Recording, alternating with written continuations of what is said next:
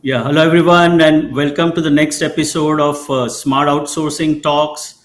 And today we are going to talk about the People's Conference, crafting a community in a driven industry. And today we have an very elite, guest, Joe Woodard, who is a founder and CEO of Woodard. Joe, welcome to the podcast. Yeah, well, it's always great to be here. Yeah. Okay. Before we go ahead, let me just introduce Joe. Uh, Joe Woodard is a founder and CEO of Woodard, a company that empowers CPA, enrolled agents, and professional bookkeepers and other business advisors with education, coaching, resources, networking communities, and consulting services.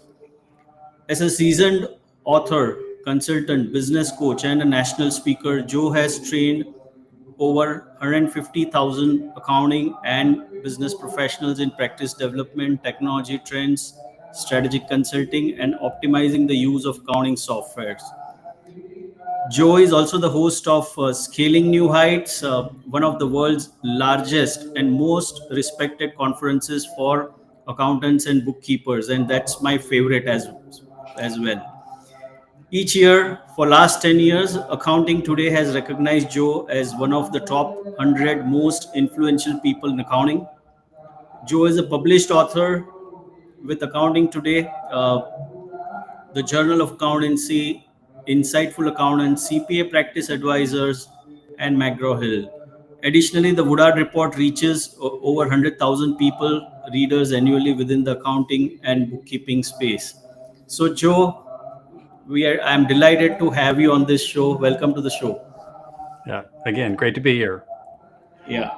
So let me first start with a little personal context. So me and Joe met like three, four, I mean, 2022 for the first time. So 3 years back, and we were at Engage conference, and we just had a breakfast meeting together, and then he invited me to the Scaling New Heights, and I was not knowing anything about the Scaling New Heights, and he told me, "Be my guest." It is after 2 weeks. I was not scheduled, but then I made it a point to go. And when I went over there, I was just thrilled to see like 1,100 people in the room and Joe on the dais. And I would not have imagined anything like that, right? Because I didn't knew about the magnanimity of the event. That was my like first visit to the US for this purpose, right? So, and thereafter, I think we became good friends, and we continue to keep meeting almost every quarter. So, Joe, one on the business side, it's okay, but I always love to catch up with you in person, and you have been a great friend and a mentor. So, Well, this is thank you for this that. is I always enjoy our. and I don't feel this like an official podcast. I just feel like just chatting with you. Yeah, it is kind of one of our conversations. We talk all the time, and I'll always enjoy that. I really do. All right, so Joel, let's start with scaling new heights, because that is something I always love being over there. So, how did you start scaling new heights? How did you think about that? Yeah. So it's got a very interesting origin story. It dates back to 2009, so it goes way back. And if you kind of know your history of conferences, QuickBooks Connect, now called Intuit Connect, didn't even start until year 2014. So we were 5 years ahead, Hmm. and there was no QuickBooks Pro Advisor conference. I was Hmm. a QuickBooks Pro Advisor. I was not a professional trainer, but I had Hmm. done some training work with Intuit. I thought, I can't get them to launch a Pro Advisor conference. I kept bending their ear, and they just didn't prioritize it at the time. And so I finally just said, well, I'm just going to go off and start one. And they gave me just a tiny little bit of seed money, like four figures, not even five figures, just to kind of like a little token to say, thank you for going experimenting on this with us. And they helped me promote it. But that was kind of how it got its origin. Now the name of it. So let's just say it was for 5 years the only pro advisor conference in the market, and it was partnered with Intuit from the very beginning. Hmm. Now, of course, we've gone product agnostic, and all the GLs are there. But we're going on our 18th conference, so that's the reason. Hmm. Now, Hmm. the name is interesting. Scaling New Heights is called Scaling New Heights originally, not because you were going to scale your practices, but because the QuickBooks Enterprise Solutions desktop product and some of the products that integrated with it were so popular back in 2009. It launched in 2002. I was a reseller of that product, one of the original resellers of that product. And I also resold the attached products. And we did a lot of work in the mid market being defined here as the 5 to 50 million. And Right. we were big QuickBooks stretchers. So Hmm. the whole reason I called it Scaling New Heights is because I wanted pro advisors to come to the conference and Hmm. then embrace QuickBooks Enterprise Solutions and support larger clients. So the idea was that the clients scale new heights, not the firms. And very quickly, I realized that the goals of the people after that first year was they some of them wanted to do that, but some of them wanted to stay with the smaller businesses but scale their practices.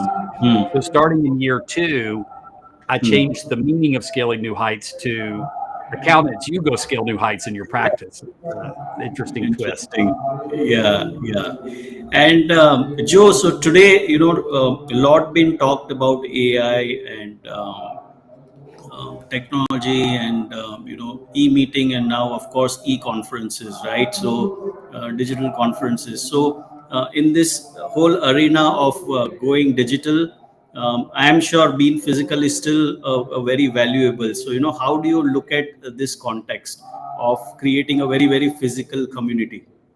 Yes, a physical community, yeah, in a digital world. So first, it's got to be hybrid. I mean, if we only said, "Hey, gather together once every year for 4 days," and don't have any contact with each other throughout the year, then that would not be successful. That's not the world we live in.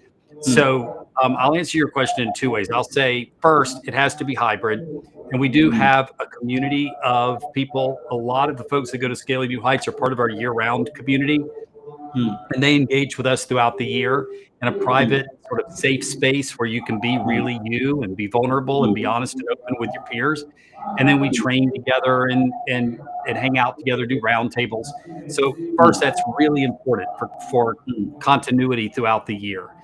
The second thing is, without that physical on premises event that gathers the community together, it starts to get really thin really fast. I mean, you can know people remotely, but you don't really get to know them until you're face to face with them. There's just too much of the body language, too much of, I think, even the empathic pieces that take place where you read and perceive people's emotions. All that changes drastically when you're face to face. The other thing that changes when you're physically in an environment is you're much more focused. It's really hard to focus on virtual training. If you're listening to this podcast, hopefully you're focused on your driving, because you're probably driving while you're listening to it. Or I used to listen to podcasts, whenever I would be boarding an airplane or something. There's usually this cacophony of distractions that are taking place Right. around you, or you're at your desk and that email's tempting you. But when you're on premises in a room with your peers, engaged with a live presenter in front of you, you go into another world for those 50 or 100 minutes. It really makes a difference. Yeah, yeah. And over the years, as you said, the story about how you started, and suddenly the customer segment changed. So how scaling new heights have evolved over these years, and Yeah. what is the key value it provides to the community? I really like that question. So when we first launched in 2009, we had about 250, 260 people under the roof. You mentioned about 1,100 when you came to see us in Yeah, 2022. yeah. This year we had just short of 2,000, and this is going to be the year. I'm just gonna say it. That's our big goal. Is this going to be the year we break that 2,000 barrier? So first, it's really grown in size. Now, sometimes we hear from folks, yeah, but big conferences seem very impersonal. And I know you've been there. You tell people your personal experience with this, but that's not the way Scaling New Heights feels. As it gets bigger, there's still all of these high touch connection points. There are micro socials, there are roundtable talks, workshops with table talks, new member orientation with table talks. So from the very beginning, we take the big, and we make the small interactions happen. and that allows you to build relationships. But one of the ways it's changed is it's gotten really big. Um, the other way it's changed is it's evolved significantly in the scope of its content. It used to be primarily QuickBooks desktop technical training back in 2009. We folded in a little bit of QuickBooks Online training as that evolved, right? But it was a QuickBooks technical training event for many years. And then when Intuit launched QuickBooks Connect, we actually produced the training for that show for 2 years, and it was heavier in technical content too back then. We realized, you know what, we need to broaden it a little bit. So one of the biggest changes that happened, Manoj, is that we started broadening beyond QuickBooks training, and now we still were into an exclusive, but we broadened it to practice advancement training, some tax training, and now in the last 3 years, we've broadened it to include training on all the different general ledger apps are pretty much covered, in kind of a product agnostic approach. And as you can imagine, we've turned a lot of the focus of the conference toward artificial intelligence. Coming up this year, we're going to get highly technical and intermediate advanced with that training on how to create prompts in ChatGPT, how to create your own agents in ChatGPT. So we're going to go back to the technical roots of the show coming up this year, but not with QuickBooks, with artificial intelligence. And how do you come out with the slogans every year? Boldly go, make it so. so, It's so surprisingly what is? difficult. Yeah. Everybody thinks, well, even in a world before ChatGPT, they probably thought we just sat around in a room and came up with a slogan. But what's really simple on the output can be really complicated on the input. And so it's been difficult. It's been a pleasant challenge, but we think that's one of the show's successes. It's not just that we come up with a new theme. It's that we actually structure the conference around the story Around of that, that. Yeah. yes, And we do tell that story. So I'll tell you the process. This is the process so everyone can know how deeply relational and how much work goes into these themes. We start the process of determining the theme 18 months out. So wow, a little more than 18 that's months out. good. Yeah, we've actually started the process right now for scaling 2027. Yeah. So, and it begins with us focusing first on our coaches who coach over 300 firms, and we ask them, what are firms trying to do, and where does it hurt? What's the pain they're experiencing? What can we do to address that? And then we go to the firms themselves, and we do focus groups, and we ask them the same questions. Where's it hurt? How can we help? Get a read on what's going on. And then we talk to thought leadership about different trends that are taking place in the space. Then we get my team together and we put all of that on a whiteboard, and we begin to work in kind of the intersection of major events taking place technologically or otherwise in the space, combined with the pain all the way down to the firm level, combined with what thought leadership is saying. And out of that, we form a theme. So when we have the theme coming up this year called Strange New World singular, because there's only one world that we know of that's populated, right?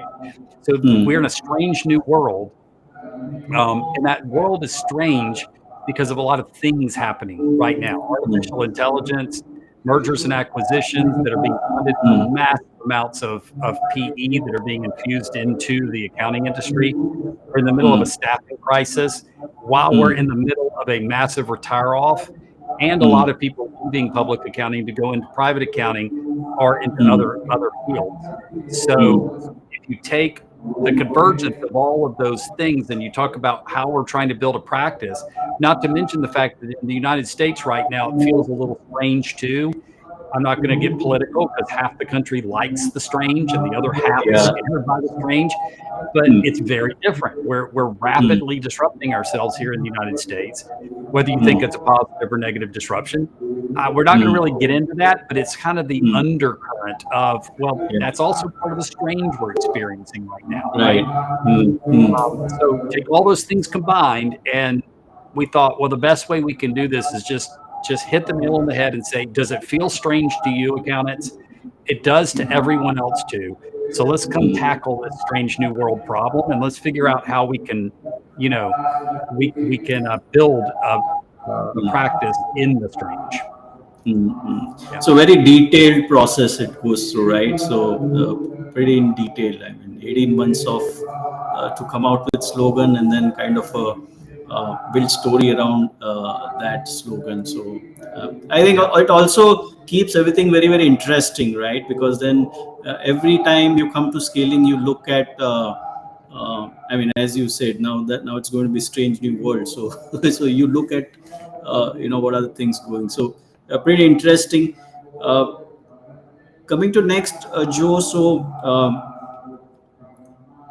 it's a strange new world, in fact, and then a lot of AI and tech and everything is happening. So in this strange new world now, where do you think the accounting as a profession is going, and how do they tackle the challenges of uh, everyday new things are happening? I mean, in terms of tech, in terms of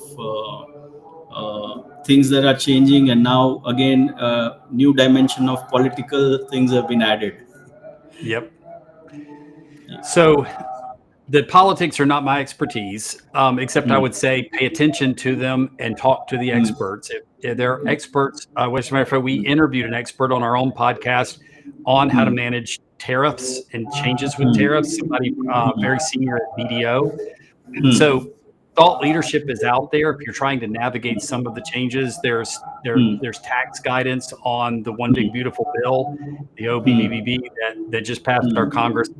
That's not our forte, but I would Hmm. encourage everybody to respond to that part of it, Manoj, of your question by Hmm. saying, go talk to the Hmm. people, go listen to the Hmm. people who are Hmm. expert in this.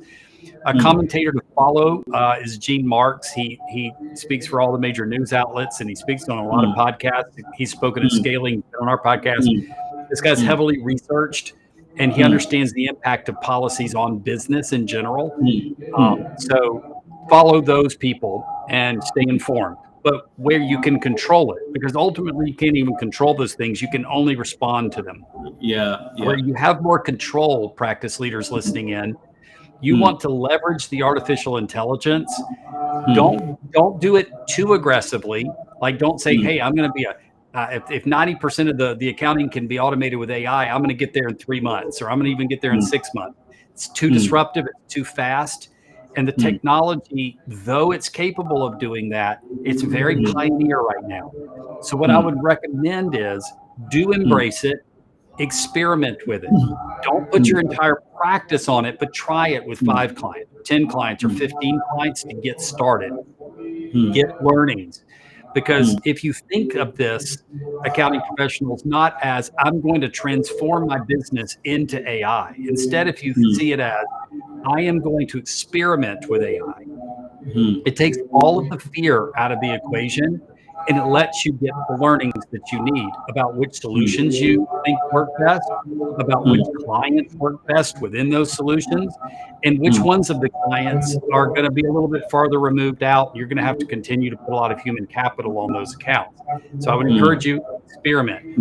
Now, if anybody's listening and you've still never used ChatGPT, then this is my encouragement to you. And surprisingly, Manoj, I'm finding that to be the case, right? People just never have gone to chatgpt.com. All right. So I would encourage you to, at the least, go to chatgpt.com. And instead of when you need to go search something, instead of going to google.com, go to chatgpt.com and ask it a question instead of asking Google, and you will see how powerful it is. You will see how much better answer a better answer it will give you as compared to Google. And if you've heard all these horror stories about how it makes stuff up, there's an actual measurement point. It's called a hallucination metrics. And they measure that, and it's down to less than 1.5% hallucination rates on ChatGPT. And probably when you go to Google, just in your trying to filter through the responses and find the right answers, because where's the right answer live? A trusted resource. How many of those are you going to find on a Google search, right? You probably have a higher error rate in your own Google search and your own click throughs in whatever resources you're going to than Chat GPT. because it only hallucinates less than 1.5% of the time now, and that's going down. And it checks multiple sources to verify its answers before it gives you an answer. So there's a very practical piece of advice. Go to ChatGPT and search. Don't go to Google and search. So in today's age, do you still think that people would not have gone to the Chat GPT? Yes, we still get that data point. Is this? Yes. Oh, okay, Yep. yeah. Yep. It And happens. hmm. And Joe, Now, you now have been. if you're past that point, can I give Yeah, guidance to the people who are yeah, past that yeah, point? yeah, yeah, If yeah. you're past that point and all you've done is use ChatGPT as a fancy search engine, which is a much bigger percentage, right? Hmm.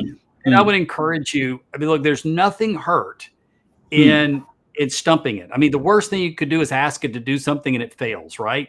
So Hmm. Hmm. just think, how crazy can I get in what I'm going to ask it to do? See how Hmm. close it gets to success. The Hmm. easiest thing is to ask it to draw an image. It loves to do that. Hmm. And then you can ask it to change that image and things like that. That's a lot of fun. Hmm. But and I want the listeners to really tune in here. So if you're focused on that driver that just cut you off in front of you while you're listening to the podcast, come back to me because you got to really hear what I'm about to say. Hmm. If you have a private version of ChatGPT, because the public version is not safe for you to do this, but if you have what is called ChatGPT Enterprise or ChatGPT Teams, or Teams, if you're yeah. dealing with Copilot inside of your Microsoft 365 account, there are other private LLMs too. But if you're in a private LLM, then you can even experiment a little bit more with it. Like you can give it a document from your company or from the client's company and ask it to break that down. Like if the client wants your opinion about a certain a certain bank statement or a certain document from a lender, you can ask ChatGPT, upload it to ChatGPT and say, here's the entire term sheet for a loan my client wants to take. Do you see anything that is not, above board or anything that should be concerning to my client? And it will actually list out, and it probably will put them in order of these are some red flags, these are some amber, these are some don't worry about it standard terms things. And look, the worst thing that could happen is the ChatGPT fails because you're going to read the document anyway. Let Yeah. it take the first stab, then go do your legwork and see how close it got. And that'll kind of build your confidence level up. And it might catch things you would have missed. And so it's going to kind of Sure. back you up Yeah. a little bit. Yeah. Yeah, yeah. And Joe, you have been coaching a lot of these firm owners, so in your experience, you can share maybe some user stories as well. So in your experience, how these firm owners who are a little more stable or who are a little more mid-sized firms, how they are adopting the AI into their firm. Yeah, that's a great question because now you're kind of going from the basic, I've never used it, to the, hey, I've Yeah, only used the search yeah, engine. Now let's yeah, really get to the use cases on how yeah, people are yeah. really leveraging this tool. Yeah. So what we're finding, especially in the top 200 sized firms, people are leaning more heavily toward Copilot than they are toward ChatGPT. Now, Okay. Microsoft is heavily invested in ChatGPT, so you're dealing with Microsoft either way. But Right. Microsoft is fully in control of its platform. It Hmm. solely owns the Copilot platform, Hmm. and a lot of Hmm. these top 200 firms are operating in a Microsoft 365 infrastructure. Hmm. So that's the first answer to your question: is they're leaning Copilot. The Hmm. second answer to your question is they're increasingly building their own agents in Copilot. Hmm. So, and just to break it down for the folks that don't know the difference between a prompt and an agent, the best way to describe it is a prompt is a simple question or command you would give. An Hmm. agent, and I know I'm being overly simplistic here, Manoj, but an agent is a series of prompts that you've prescribed that you're going to ask in a sequence. Hmm. So you're Hmm. going to ask this based on this piece of data, then that based on this piece of data, and kind of walk the LLM, the large language model, through a series of steps. Hmm. Um, I, Again, the people that write agents are going to know I left a lot on the table, but I'm trying to just be kind of lay term Hmm. here. So what I'm finding is these large firms are doing exactly that more and more. If the listeners here are familiar with Zapier, and almost everybody is, Hmm. it's not. It's analogous to Zapier. You can Hmm. compare it, right? So think of it as a microprocess. So Hmm. so if you're using QBO or Zero, and you've integrated it with payroll, and you've integrated it with payables, and you've integrated it maybe with some other kind of back end system. But the big missing piece is it doesn't talk to the client's point of sale, or it doesn't talk to the client's inventory management solution. So what we've done is we've created micro processes, and we created those in Zapier, or sometimes we use import tools to create them, right? I'm sure that your folks over at FinSmart are doing these same things. And as long as that output is coming in standard every cycle, then you can ingest the output and you can pull it into QBO. Well, think of agents as like that, right? It's the AI version of writing a Zapier or some sort of a low code kind of step-by-step process. The difference is where Zapier was extremely literal. If you do this, then do that, and you have to put it in exactly that field, and it has to be exactly from a column that's exactly named this way or whatever. ChatGPT is a little more fluid. It can interpret the contents of a column. It can interpret the contents of a cell. And so the best way I can give you an example of what firms are doing, Manoj, is where before they were having to build Zaps and they were having to say, if you see a vendor like Chevron, then it's gas. Well, you had to deal with all the exceptions handling, because what if it's Chevron store number, blah, blah, blah, blah, blah, right? So you got to deal with all of that manually. Well, if it's that, you got to figure out how to program Zapier to extract just the first 7 characters of the text and all these things that are very manual. With AI, you can write that same algorithm, that same if then, but instead of saying contain Chevron, you can just say find everything that's a gas vendor, a fuel vendor, and put them together into the fuel. And it's more like an instruction you give a human, right? Right. That it's Zapier, but with a little bit of human-like intelligence thrown in is the best way for I can say that the big firms are doing this. Now, one more step. When you get into the top 10, maybe the top 20, they are actually hiring AI programmers and they are creating custom intellectual property. Right or wrong, I can see it both ways. I've actually had this conversation with one of the folks that's developing an AI tool for the market. He thinks that that's a dead end. He thinks that's a distraction for these big firms. I think the jury's still out, but I'm just telling you Yeah. what's happening in the top Sure. 10, top Yeah. 20 space. They're becoming Yeah. coders. Yeah. Yeah.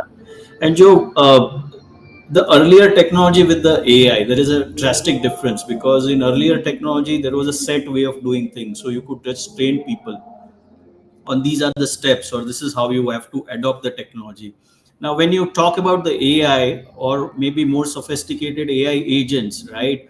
So there is no instruction, right? It is more about, how do you use this in your function. And so how these larger firms are integrating AI culture into the organization, because I'm sure the methodical way or a hierarchical way of implementing AI would not help, because it is like a tool in your hand and you can do wonders if you use well, right? So how Yes. do that AI culture is getting So engrossed into the the way we company? Yeah. manage it here, and Manoj, is such a great question, because if you tried to make AI part of a process, it doesn't fit, right? It's too Yeah. fluid. And Yeah. by the way, every time they take a leap from like ChatGPT 4 to 5, 2 5. Yeah. changes everything, right? Yeah. Yeah. So the best way for you to think of AI is not that, unless you're doing this coding of these agents and you're coding it to where you're going to control the parameters, right? That's Hmm. different. Yeah. But if you're just using the prompts, right, Hmm. or you're doing some very basic agent kind of coding that isn't very sophisticated, Hmm. then the best way to think of it is it's going to act like a human. It's going to be as unpredictable as a human, but it will also be more than the sum of its parts, like a human brain. So think of it not so much as a tool in your hand as an assistant next to you. What would you ask an administrative assistant to do in any point during your day? Would you ask that administrative assistant to take the first stab at an email reply so you could just review it? Would you ask Yeah. that administrative assistant to comb Hmm. through 12 months worth of bank recs because you can't get them downloaded into an Excel format and scan them, eyeball scan them to find all of the references to hotels in New York City? All right. If you would ask a human to do any kind of Yeah. what would be called grunt work, right? Hmm. Very strict admin work, think to Hmm. yourself first, might Hmm. might a prompt get me to that Hmm. goal? And Yeah. good 80, 90% of the time, it'll Hmm. either get you 100% toward the goal or it will get you to the Hmm. point where you only have to do about 10% of the work to finish it out. Yeah, yeah. So I guess the way the AI is going, the efficiency is going to leaps and bounds, right? Increase leaps and bounds, right? And coming to offshoring, which is a very sensitive subject right now, but it's very important strategy. So, how do you view the role of offshoring in this modern accounting firm? You know, Mhm. Okay, and so I've got a couple. I've really given a lot of thought to this. hmm, First, I've already heard people saying in our hmm, coach community, well, I've got this money allocated to production work, so I'm gonna see how much I can split that money between artificial intelligence and outsourcing. I'm sure hmm, you've heard the same thing, right? So I want to get back to what I said just a minute ago. It is not a tool. It is like an hmm, administrative assistant, right? hmm, So so there, yes, I think Manoj probably in some future um, there's going to be a big change taking place, not just in other countries here, offshoring as we would call it in the U.S., but even hmm, even employed resources. I hmm, think what's going to happen is everything's going to go up, hmm, meaning that right now you still need humans. I mean, just the hmm, bottom line, right? hmm, And in hmm, every example I gave up to the point where you asked that question, I know hmm, what podcast I'm on, so I'm not pandering. Every question that I hmm, answered for you up to this point, I've always said, and you need to review it. And it's an hmm, assistant to you. There's always been a hmm, human intelligence involved there, right? hmm, hmm, So so the question is just going to be where that human intelligence comes from. Are you going to hire that person? Or are you hmm, going to hire that person through a company like FinSmart? And I think the answer is usually both, right? hmm, hmm, Now, the what will eventually happen to both you, as you know this, hmm, Manoj, we've talked about this, as hmm, well as to the employed resources in your firm, hmm, is all of the entry level work's going to start hmm. caving away first, Yeah. right? Um, and that's good. That's a good thing Hmm, because hmm, that's the work that was most drudgerous, hmm, less rewarding, and it hmm, was the work that literally put you into a closed door environment hmm, or into a headphone cubicle environment and closed you in on hmm, yourself because it's all hmm, just hmm, concentration work, but task work hmm, and little hmm, reward and a lot of isolation. hmm, And what's going to happen now is the AI is doing that kind of hmm, administrative work that would isolate us. hmm, Both the resources you use at a company like FinSmart and the resources you hmm, would hire are going to become more reviewing. They're hmm, going to become more analytical and more hmm, advisory. And so the suggestion I would give to anybody listening in on this, if you're listening to this podcast, you're probably already sold on the outsourcing hmm, model, but it just hmm, say, I want you to understand that outsourced resources are not hmm, just key punch resource. They're not just data entry people, hmm, right? hmm, They're chartered accountants. hmm, They're very highly skilled people, specialized skills that folks like FinSmart hmm, can insert into a pod environment and supplement hmm, whatever you need. They hmm, can clean up books. They can analyze hmm, books. They can create dashboards for you to then have hmm, conversations with your clients. So hmm, I think the way they're going to engage you in this hmm, outsourced community, Manoj, it's just going to be higher hmm. level, the same way they hire. That's all Right, there is. Now right. your Yeah. headcount might go down a little bit, just like their headcount Hmm, might go down a little bit, but I think it's still going hmm. to be a partnership. Yeah, yeah, yeah. And I think, over the years, the way I see is that everything would be integrated to the outcomes, right? So it doesn't matter whether it's artificial intelligence, I mean, whether it's a technology or humans, at the end of the day, people would want an reconciled books or maybe the tax ready Yes, they just books, want an right? outcome. So, Yes. so yeah, so I think the way it is going is that it will not be tech, it will not be offshoring, it would be just getting the outcomes. I mean, get me the tax ready Getting books. I outcome. think that's the kind of Yeah, a and the demand term which is we will going to see. be Yeah, yeah, the term's going to be bionic, which is, yeah, the old term from the 1970s. Cyborg is the monitor. It's going to be this combination of technology and humans. yes, But you're yeah, yeah, absolutely right. At the end of the day, that's hybrid. all anyone's ever buying is the Yeah, closed set of books or yeah, the definitive guidance or right. the financial report at the end of Hmm. the year or the tax return. Hmm. They're always wanting Hmm. the outcome, right? Hmm. And Hmm. so in as much as you would go get the outcome from a hired resource or an outsourcing company, you're still just buying the Hmm. outcome. Yeah. Hmm.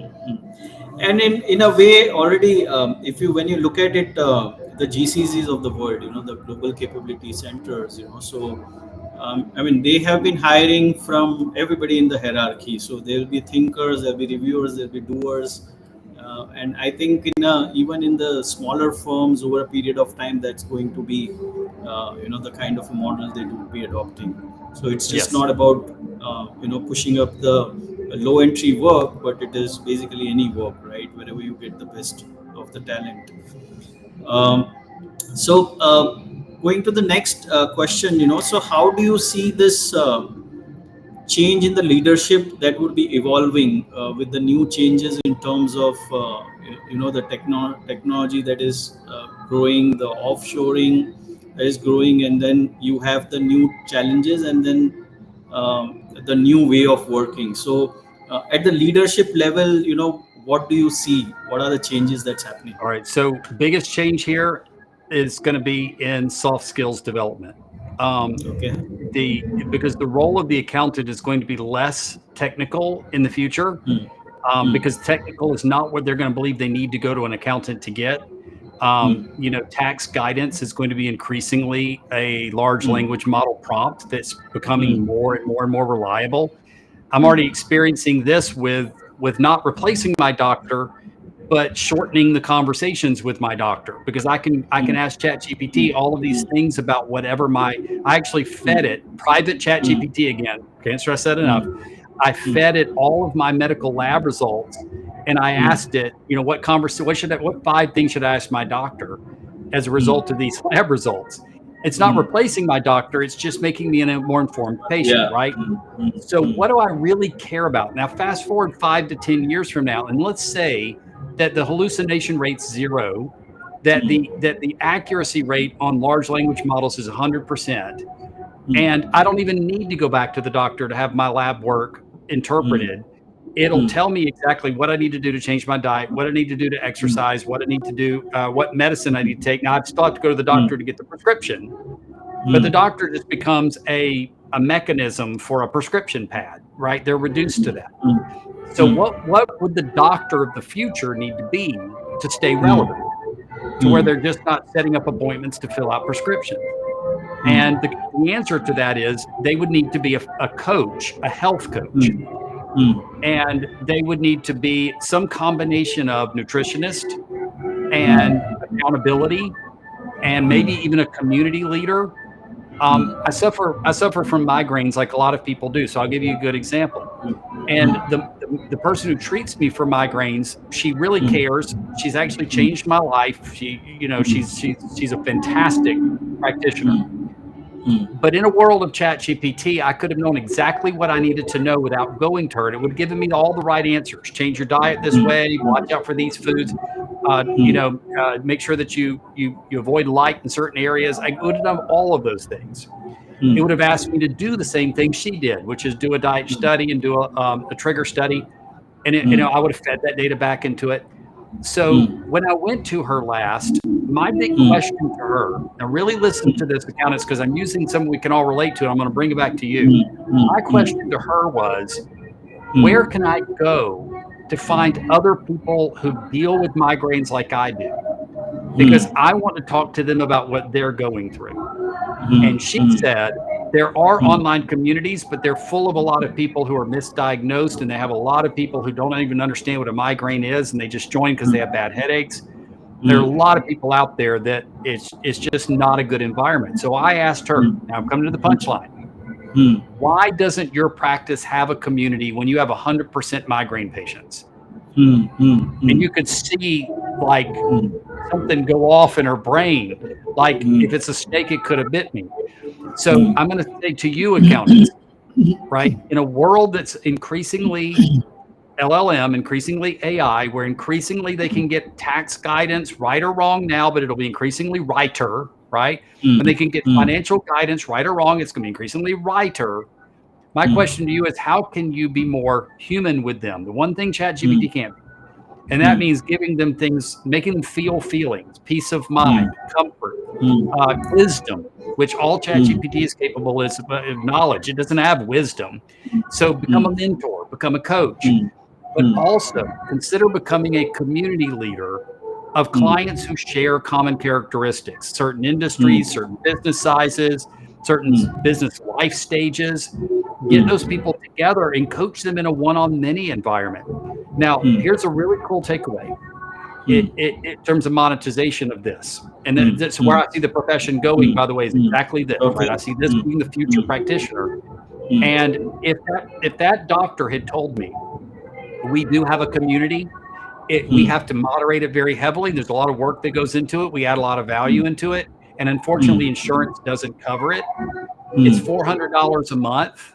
mm. I would have joined that day, Yeah. right? Mm, I would have mm, thought about it at 750 a month, mm, mm, because I just want somebody to come alongside me for this journey, this mm, health journey, right? mm, Well, mm, your clients are even larger on their value prop than I am. And they mm, might pay 1,000 or $1,500 a mm, month to be in a mm, community of business owners like them, form mm, roundtables, mm, um, mm, and let them grow their businesses together. That's extremely valuable. Now you get mm, 50 people like that in a community paying, $1,000 a month, and that's some mm, fun math to work with. So interesting. there's Yeah. where I see the profession going. Yeah, yeah, very, very interesting. And so how, so you said that the soft skills are going to be extremely important. In fact, I was just watching this podcast between Sam Altman and Vinod Khosla. They were very interesting. And Vinod had asked one question to Sam, saying that what are the things that are going to be really valuable in the AI, what they can't do. So he said there are a lot of things that AI won't do. And he said uh, whatever it is, there is a biological relationship. Okay, AI won't help because there'll be no confidence. And that's what you are saying, that it's the human touch, and it is more about community. So still, what do you think the future of uh, advisory work would lie, in this AI world, and how the coaching things would change, the community that you are Well, running. it's less analytical, and Mm, it's more interpretation and coaching. I mean, it's really mm, really what it comes down to. I'm going to come back to that knowledge mm, versus wisdom. mm, mm, And even if artificial intelligence becomes practically omniscient, and it's on a mm, pathway to become that, right? mm, The all-knowing voice out there. And mm, even if my confidence, because what I like better than the confidence word is the coaching mm, word. Even my mm, confidence in the accuracy of AI is mm, 100%. mm, What is my confidence in its ability to actually guide me and understand who I am as a human and what my goals are? Now, I'll give you a practical example. Often, when we go into a coaching environment, right now we only coach firms, but I used to coach mid-sized businesses, right? mm, mm, In order to coach the business owner, I had to understand the psychological state of the owner. I mm, had to understand a little bit about their life history and experiences and what brought them there. I would mm. even I would even ask where they were in the birth order. Are they a middle? Are they a Okay. youngest? Are they an oldest? Because it affects their mindset. I would have Okay. to ask them, I would learn, I wouldn't ask them, but how are things going at home? What are your Mm, actual personal goals? Does it make you mm, sad that you're not spending enough time with your daughters? Uh, mm. I say daughters because that was actually one example of Yeah. where we transformed a business, and he got to go watch his daughters play soccer again. Mm, Now, I'm not saying ChatGPT can't ask those same questions. It's an intelligence. mm, Can it be empathetic with the pain? And Yeah. the answer is absolutely no. And then Yeah. the other answer is to know is, can it understand the complex dynamics once that Mm. becomes exponential? Not just their tensions at home, but it's caused by my grief about the fact that I can't see my daughters. Mm. Or now interlay that with the fact that the head of my warehouse is Mm. having some issue with his brother, and Mm. that's causing his work performance to be 20% less than normal. Well, Mm. ChatGPT can come up with a 20% less than normal, but won't understand the dynamics of that. Now make it Yeah. more Yeah. complicated. What if the warehouse's manager's brother is my brother-in-law? You just keep adding those layers, and you're Mm. going to confuse it because it can Mm. never understand the human mind or the human emotions. It can Yeah. only Yeah. mimic it. Yeah. Yeah. So I you think it's need a the coach, you fantastic need the mentor. insight. Yeah. Yeah. It's a fantastic insight. So, Joe, we are coming to the end of it. I think it was a fantastic, conversation. And I would say one last piece of advice to the firm leaders who want to kind of future-proof their practice, in this changing world. What would you advise them today? All right, so this is my advice to you, and I'm going to borrow it from the keynote speaker at Scaling New Heights coming up, Daniel Susskind. He wrote this in his book, The Future of the Professions. He said, Mm. immediately leverage the machines to do what you can do better, right? Second, Mm. find those things that the machines cannot, here's the second one that's really important, or ought not do. And Mm. whatever they cannot do or ought not do, that's where you're going to live. Yeah. Mm. Great.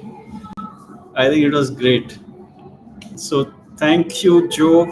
I think we spoke a lot about AI, and we looked at the scaling new heights it came to, and building community, and your given your experience in how the AI and human dynamics would work in future. I think it was very very valuable, and thank you for spending this time with us on this smart outsourcing talks. And I'll see you again soon. Yeah. See you soon, Manoj. Great to be here. Yeah. Thank you so much.